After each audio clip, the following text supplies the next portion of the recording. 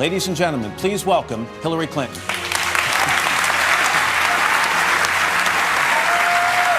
Matt. How are you? Good to see you. Thank you. Hi. Hi. How are you? Good to have you.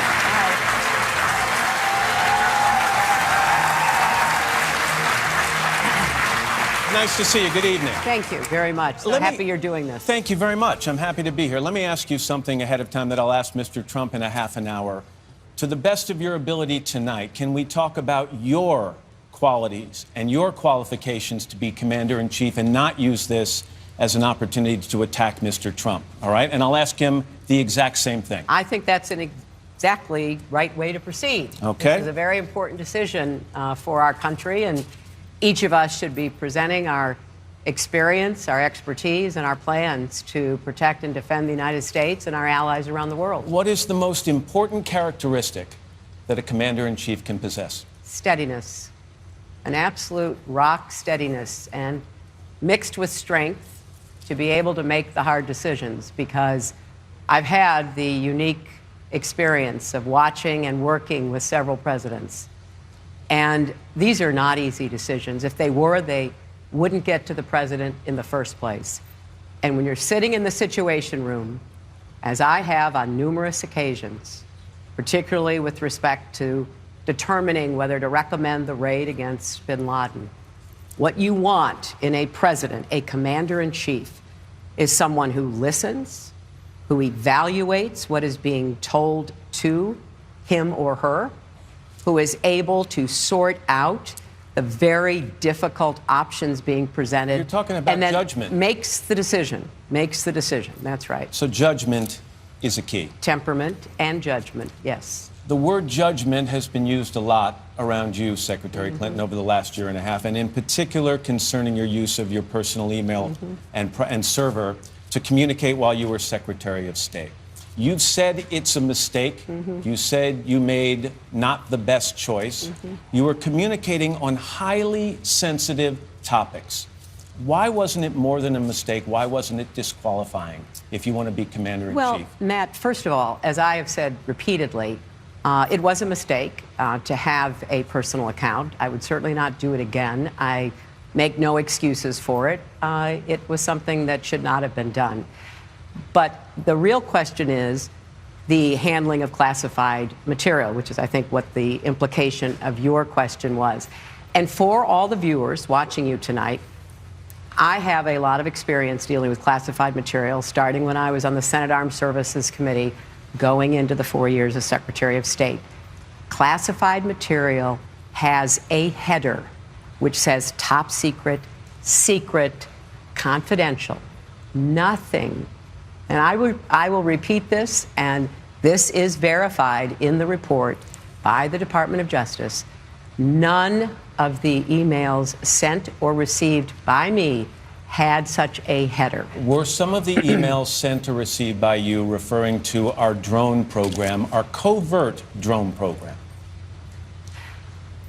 Yes, because, of course, there were no discussions of any of the covert actions in process being determined about whether or not to go forward.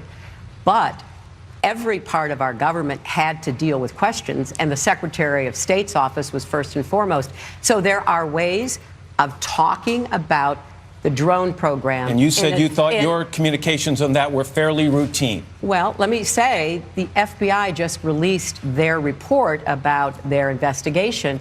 They discussed drone matters in the unclassified section of their report. But Director Comey also said this after reviewing all the information. He said there is evidence to support a conclusion that any reasonable person in Secretary Clinton's position should have known that an unclassified system was no place for that conversation. Well, Matt, I just respectfully point to the hundreds of experienced foreign policy experts, diplomats, defense officials who were communicating information on the unclassified system because it was necessary to answer questions and to be able publicly to go as far as we could, which was not acknowledging the program, but I would be in Pakistan, as I was on several occasions.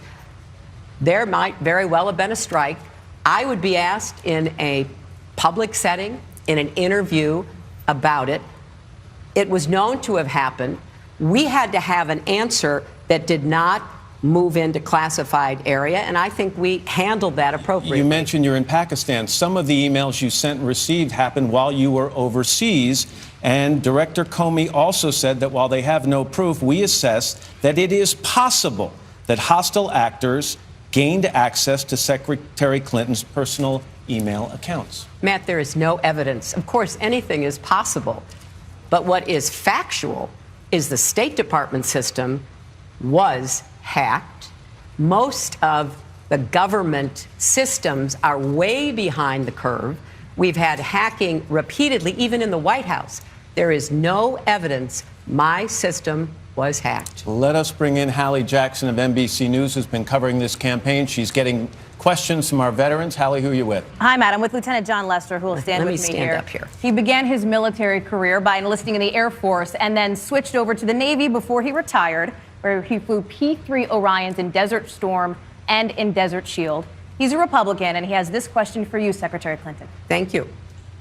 Secretary Clinton, thank you very much for coming tonight. As a naval flight officer, I held a top secret sensitive compartmentalized information clearance, and that provided me access to materials and information highly sensitive to our warfighting capabilities. Had I communicated this information not following prescribed protocols, I would have been prosecuted and imprisoned. Secretary Clinton, how can you expect those such as myself who were and are entrusted with America's most sensitive information to have any confidence in your leadership as president when you clearly corrupted our national security?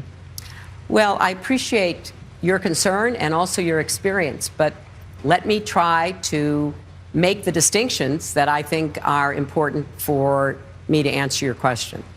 First, as I said to Matt, you know and I know, classified material is designated, it is marked, there is a header so that there is no dispute at all that what is being communicated to or from someone who has that access is marked classified. And what we have here is the use of an unclassified system by hundreds of people in our government to send information that was not marked. There were no headers. There was no statement, top secret, secret, or confidential. I communicated about classified material on a wholly separate system. I took it very seriously. When I traveled, I went into one of those little tents that I'm sure you've seen around the world because we didn't want there to be any potential for someone to have embedded a camera to try to see whatever it is that I was seeing that was designated, marked, and headed as classified. So I did exactly what I should have done, and I take it very seriously. Always have, always will. Sir, thank you. Thank you very much for your question. Secretary Clinton, let's talk about your vote in favor of the war in Iraq. You since said it was a mistake. Obviously, it was not something you said you would do again. I asked before for people to raise their hand if you served in Iraq. Can you do it again? How do you think these people feel when the person running to be their commander-in-chief says her vote to go to war in Iraq was a mistake? Look, I think that the decision to go to war in Iraq was a mistake. And I have said that my voting to give President Bush that authority was, from my perspective, my mistake. I also believe that it is imperative that we learn from the mistakes, like after-action reports are supposed to do. And so we must learn what led us down that path so that it never happens again. I think I'm in the best possible position to be able to understand that and prevent it. But I will say this. I'm asking to be judged on the totality of my record.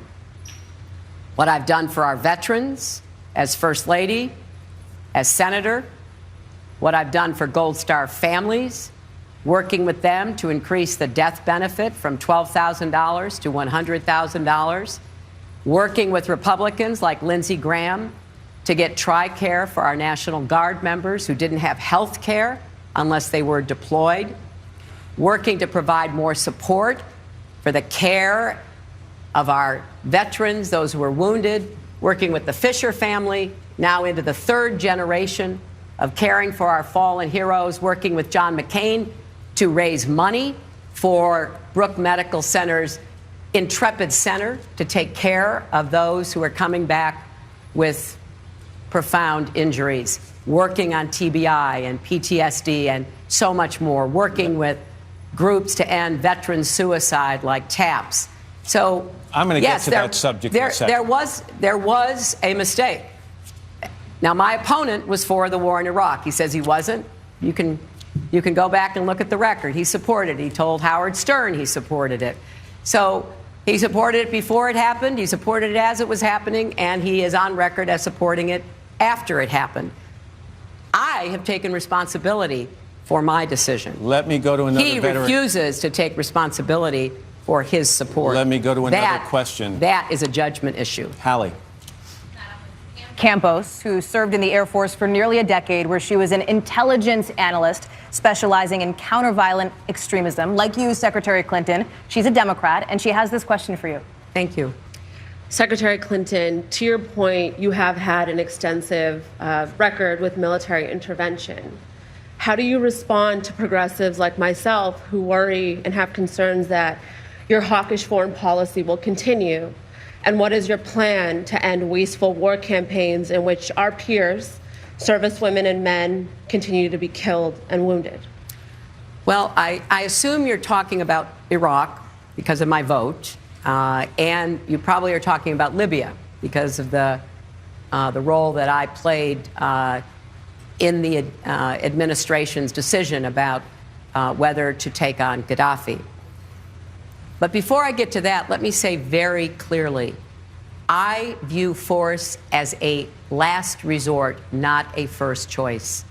I will do everything in my power to make sure that our men and women in the military are fully prepared for any challenge that they may have to face on our behalf.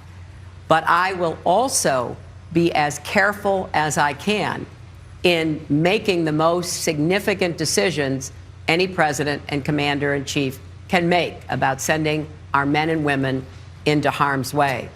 With respect to Libya, again, there's no difference between my opponent and myself. He's on record extensively supporting intervention in Libya when Gaddafi was threatening to massacre his population. I put together a coalition that included NATO, included the Arab League, and we were able to save lives. We did not lose a single American in that action. And I think taking that action was the right decision. Not taking it and permitting there to be an ongoing civil war in Libya would have been as dangerous and threatening as what we are now seeing in Syria. I'm going to jump in. Thank you very much for your question. Let me ask you about the Iran nuclear deal. It was signed under Secretary Kerry. It was begun under you. You Right. started those talks. I did. You have said you expect the Iranians to cheat. You think they'll buy time and perhaps stay along their course to building a nuclear weapon. If they cheat, Secretary Clinton, will you have any course of action other than a military course of action? Would you enter into negotiations with them again? Would you go back to economic sanctions knowing they cheated and are then closer to a nuclear weapon? Matt, look, let me put this in context because this is one of the most important strategic questions we face. When I became Secretary of State, the Iranians were on a fast track to acquiring the material necessary to get a nuclear weapon. That had happened the prior 8 years. They mastered the nuclear fuel cycle, they built covert facilities, they stocked them with centrifuges, and they were moving forward. What was our decision? Our decision was to try to put together an international coalition that included Russia and China to exert the kind of pressure through sanctions that the United States alone could not do. Right, but you said that you think you're going to cheat. Look, this is an important issue. I know we're on TV. We don't have a lot of time. I want to get to a lot of questions. I will talk quickly. But I want people to understand this. So, yes, I put together the coalition. We imposed the sanctions. We got them to the negotiating table. And after I left, we got the agreement. That agreement put a lid on their nuclear weapons program and imposed intrusive inspections. I have said we are going to enforce it to the letter. Do you think they're playing us? On the nuclear issue, no. I think we have enough insight into what they're doing to be able to say we have to distrust but verify. What I am focused on is all the other malicious activities of the Iranians. Ballistic missiles, support for terrorists, being involved in Syria, Yemen, and other places, supporting Hezbollah, Hamas. But here's the difference, Matt. I would rather, as president, be dealing with Iran on all of those issues without having to worry as much about their racing for a nuclear weapon. So we have made the world safer. We just have to make sure it's enforced. Hallie. I'm with Kenneth Anderson. He's one of our undecided voters here. He considers himself an independent. He earned the rank of sergeant in the Marine Corps, where he was an Arabic translator during 3 tours in Iraq. Kenneth, you have a question for Secretary Clinton. Yes, Secretary Clinton, last October you said that surveys of veterans showed that they're overall satisfied with their treatment and that the problems with the VA aren't as widespread as they're made out to be. So do you think the problems with the VA have been made to seem worse than they really are? Look, I was outraged by the stories that came out about the VA, and I have been very clear about the necessity for doing whatever is required to move the VA into the 21st century, to provide the kind of treatment options that our veterans today desperately need and deserve. And that's what I will do as president. But I will not let the VA be privatized. And I do think there is an agenda out there supported by my opponent to do just that. I think that would be very disastrous for our military veterans. So I'm going to do everything I can. I'm going to have a meeting every week in the Oval Office. We're going to bring the VA people. We're going to bring the DOD people, because we've got to have a better fit between getting mustered out and getting into the VA system. Sometimes, and you probably know this, Sergeant, I've met so many vets who get mustered out, who leave the service. They can't find their records from DOD. And those records never make it to the VA. They feel like they're living in a fun house. They have to go over the same things over and over. We're living in a technological world. You cannot tell me we can't do a better job getting that information. And so I'm going to focus on this. I'm going to work with everybody. I'm going to make them work together. And we're going to fix the problems in the VA. Sergeant, thank you very much for your question. Let's talk about veterans and suicide. Yes, let's, It's an please. alarming story. The Right. population of veterans has a rate of suicide far above the general population. 20 suicides a day. What are you going to do to stop it? Well, this month is Suicide Prevention Awareness Month. And I've spent a lot of time with family members, survivors, who've lost a loved one after he or she came home, sometimes suffering from PTSD or TBI or sexual assault, being handed bags of opioids, not being given an appropriate treatment to help that particular person, which is something, to go back to the sergeant's question, we have to change. So I rolled out my mental health agenda last week, and I have a whole section devoted to veterans' mental health. And we've got to remove the stigma. We've got to help people currently serving not to feel that if they report their sense of unease, their depression, that somehow it's going to be a mark against them. We have to do more about addiction, not only drugs, but also alcohol. So I have put forth a really robust agenda, working with a lot of the VSOs and other groups like TAPS who have been thinking about this and trying to figure out what we're going to do to help our veterans re-enter civilian life and live full, productive lives. Hallie? I'm with Ernie Young. Come on up here with me, a former Army captain who led troops during tours in both Iraq and Afghanistan. He's an independent voter, and you have a question for the Secretary. Secretary Clinton, as an Army veteran, the Commander-in-Chief's ability to empathize with service members and their families is important to me. The ability to truly understand implications and consequences of your decisions, actions, or inactions. How will you determine when and where to deploy troops directly into harm's way, especially to combat ISIS? As briefly as you can. We have to defeat ISIS. That is my highest counterterrorism goal. And we've got to do it with air power. We've got to do it with much more support for the Arabs and the Kurds who will fight on the ground against ISIS. We have to squeeze them by continuing to support the Iraqi military. They've taken back Ramadi, Fallujah. They've got to hold them. They've got to now get into Mosul. We're going to work to make sure that they have the support. They have special forces, as you know. They have enablers. They have surveillance, intelligence, reconnaissance help. They are not going to get ground troops. We are not putting ground troops into Iraq ever again, and we're not putting ground troops into Syria. We're going to defeat ISIS without committing American ground troops. So those are the kinds of decisions we have to make on a case-by-case basis. And remember, when I became Secretary of State, we had 200,000 troops deployed in Iraq and Afghanistan. And I'm very grateful that we have brought home the vast majority of those. We have a residual force, as you know, in Afghanistan. We have built up several thousands of the folks that I've talked about who are assisting in the fight against ISIS. But it is in our national security interest to defeat ISIS, and I intend to make that happen. As part of it, we're going after Baghdadi, the leader, because it will help us focus our attention, just like going after bin Laden helped us focus our attention in the fight against al-Qaeda in the Afghanistan-Pakistan theater. I am fast running out of time. I want to get to one that concerns just about everybody in this country, and that is terror attacks on our soil. Right. Either directed by ISIS or inspired by ISIS. Would your message as the next president of the United States or potential next president be to Americans that we simply are living in the reality that those attacks will happen? And can you guarantee people that after 4 years of a Clinton presidency, they'll be safer on the streets of San Bernardino or Boston than they are today? Well, Matt, I'm going to do everything in my power to make sure that that's the result.